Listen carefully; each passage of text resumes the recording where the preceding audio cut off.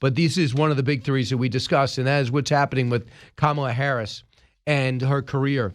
You had 4 staffers quit, 3 more about to quit. Axios reporting many don't want to be labeled as a Harris person. What I think is most damning is it turns out she does not prepare. This according to multiple people that work for her. And when she falls on her face in interviews, she yells at other people like a tyrant. So if you are working for her, how long would you take that? You have pride. You're not making $1 million a day, and it's not even going to help your career anymore because now people know if you were on Harris's staff, she was the worst prepared candidate ever.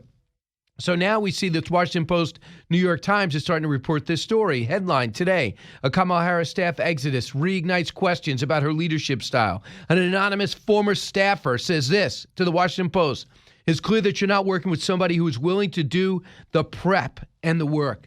To my immense credit, I said that from day one. She had a great opening speech as a candidate out in California, seemingly popular, minority candidate, a woman, in the year of the woman, good moving speech. Even President Trump said, wow, that was a pretty good crowd, pretty good emotion, well delivered. The next day, she had no answer. Would you open up the border? Yes. Would you get rid of private insurance? Yes. What? What are you talking about? What policy is that? Walking it back the next day, I said, I have a sense she's not preparing. And remember when Tulsi Gabbard took her apart at the debate? I go, why is she so vulnerable? How did she not know that? How did she not know that her track record as Attorney General would come up about her views on crime? She could have played it being tough on crime, at the same time understanding, when people go into prison, perhaps they're getting too much time for crimes that we view differently now. But instead, she was shocked that people actually did some research. Turns out Tulsi Gabbard was the only one. An anonymous Democratic strategist with ties to President Biden said this.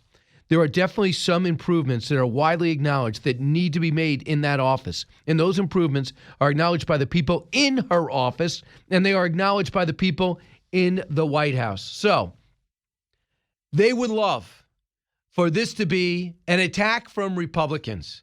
You don't like minorities, you're racist, and you don't like women, you're sexist.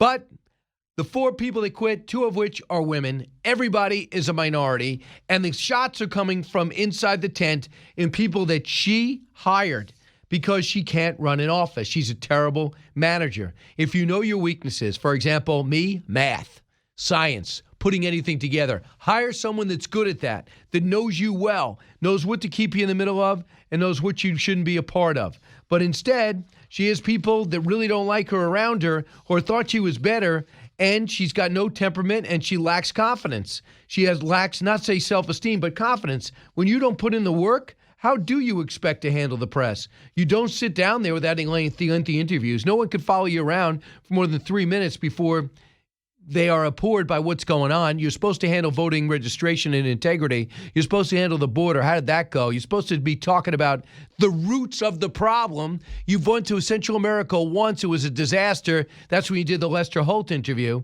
So you can't really say they're out to get me.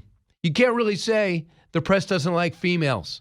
You can't really say Republicans don't like minorities, because it's minorities who are critical of you. Some don't have the courage to put their name on the critique. Hi, everyone. I'm Brian Kilmeade. I want you to do me a favor. I want you to click to subscribe to the Fox News YouTube page. This is the only way that I know for sure that you're not going to miss any great commentary, any great news bites, any great interviews coming your way on Fox. You can get it all here on YouTube. So subscribe right now.